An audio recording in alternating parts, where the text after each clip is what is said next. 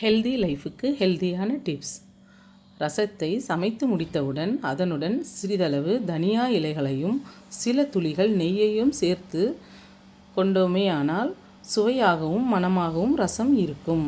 தக்காளி சட்னியை செய்யும்போது அதனுடன் சிறிதளவு வறுத்த எள்ளை பொடியாக சேர்த்தோமேயானால் சுவையும் மணமும் அதிகமாக இருக்கும். கருவேப்பிலை துவையல் செய்யும்போது அதனுடன் வறுத்த வேர்க்கடலையை சேர்த்து அரைத்து கருவேப்பிலை துவையலை செய்தோமேயானால் சுவையும் மணமும் அதிகமாக இருக்கும். உளுந்த வடையை செய்யும்போது அதனுடன் சிறிதளவு புதினாவை வதக்கி சேர்த்தோமேயானால் உளுந்த வடை மணமாக இருக்கும்.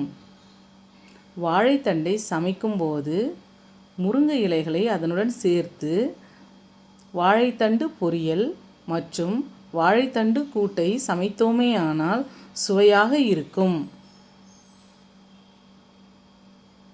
மேலும் தேங்காய் சாதம் மற்றும் எலுமிச்சை சாதத்தை செய்யும்போது பொதுவாக தாளிப்பதற்கு கடலைப்பருப்பை பயன்படுத்துவோம். அதற்கு பதிலாக வறுகடலையை சேர்த்தோமேயானால் தேங்காய் சாதமும் எலுமிச்சை சாதமும் சுவையாகவும் மணமாகவும் இருக்கும்.